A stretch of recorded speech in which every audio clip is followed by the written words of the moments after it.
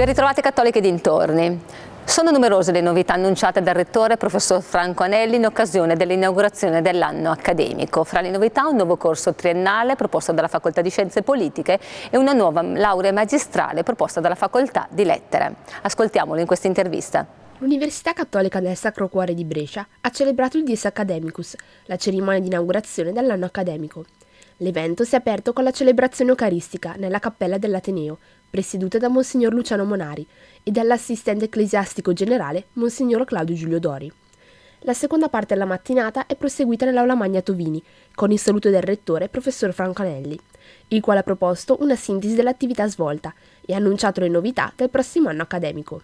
Quest'anno è il 50° della fondazione, o meglio il 50° anno di corso sarà quello che comincia il 1° novembre di quest'anno, e allora per prepararci a questa ricorrenza, dopo un periodo di riflessione e di considerazione sui nuovi destini da imprimere alla sede, abbiamo deciso di proporre nuovi corsi di laurea triennale e magistrale, di rafforzare i programmi di dottorato e anche di avviare una riflessione molto concreta e vicina alla fase attuativa per l'intervento sul nuovo seminario. Tutto questo non può che andare in parallelo. La nuova collocazione dipende dalle attività formative che si andranno a svolgere e correlativamente queste richiedono appunto un insediamento apposito. Le novità più significative sono un corso di laurea nuovo magistrale organizzato dalla Facoltà di Lettere, dedicato all'elaborazione di contenuti digitali, quindi orientato al mondo della comunicazione, che si spera possa contribuire a costruire delle professionalità utili alle imprese del territorio, sia quelle editoriali sia quelle di altra natura, per supportarle nelle attività di comunicazione, soprattutto attraverso i nuovi strumenti appunto di comunicazione.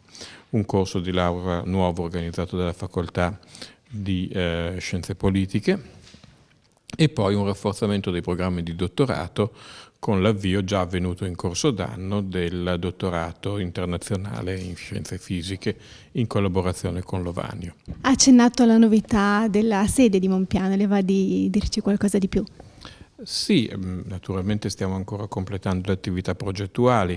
L'idea è quella di adattare le strutture esistenti ad ospitare non tutte ma alcune delle attività che sono oggi svolte nelle sedi che oggi occupiamo. Certamente non abbandoneremo la sede storica di Via Trieste, altre collocazioni invece potranno essere lasciate per una sistemazione che confidiamo sarà certamente più adatta alle esigenze dell'università nell'ambito del nuovo seminario, e con questo rinnoviamo il ringraziamento alla Curia per il sostegno che ci ha dato e alle istituzioni che ci aiuteranno in questa molto impegnativa iniziativa. Dopo il saluto del rettore, il professor Mario Taccolini ha pronunciato la Lectio, che ha avuto come tema impresa, lavoro e capitale a Brescia, al fine di costruire un nuovo modello di sviluppo di sede.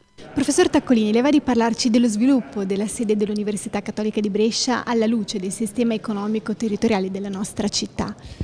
La nostra città e il nostro territorio, come appare sempre più evidente, è in costante dinamica evoluzione, in costante e accelerata trasformazione, quindi mutamenti sempre più rilevanti, sempre più significativi, che esigono anche da parte della nostra università nella sede di Brescia una risposta aggiornata e adeguata. Quale a me pare la traente, la dinamica, la prospettiva che più e maggiormente compete al nostro Ateneo nella sede bresciana? Coltivare e contribuire ai processi formativi, educare e formare profili professionali capaci appunto di rispondere ad una domanda di cambiamento, ad una domanda di trasformazione. Ora dunque, per la nostra originaria vocazione, che risale a 50 anni or solo, ormai al novembre del 1965, la Cattolica è chiamata a contribuire in modo significativo alla formazione appunto degli operatori culturali, sociali, economici del contesto del territorio bresciano. Il Dies Academicus è un momento fondamentale dell'anno accademico, che vede riunite le diverse componenti del mondo universitario e amministrativo. Riscoprire l'uso e l'importanza del francese nelle attività commerciali. Di questo si è parlato durante una conferenza a cui ha preso parte il console francese di Milano. Vediamo insieme il servizio. Le professioni e la lingua francese. Formazione, sviluppo, lavoro. È il titolo del ciclo di conferenze promosso dalla Facoltà di Scienze Linguistiche e Letterature Straniere, in collaborazione con l'Istituto Francese di Milano. Nella mia attività la promozione della lingua francese è uno degli assi principali dell'azione, molto importante per noi perché dobbiamo sostenere lo sviluppo dell'insegnamento e dell'imparare del francese in tutta l'Italia per una buona ragione, naturalmente perché siamo francesi e siamo molto contenti che gli altri imparano il francese, ma pensiamo che il francese è una delle chiavi per avere accesso al mondo intero. Sa che la francofonia è un grande movimento, ci sono oggi quasi tra 250 milioni, 300 milioni di locutori francesi. Il numero sarà molto più alto nel futuro e allora naturalmente con l'aiuto dell'Istituto Francese di Milano qui sosteniamo tutte le iniziative per imparare il francese nelle scuole.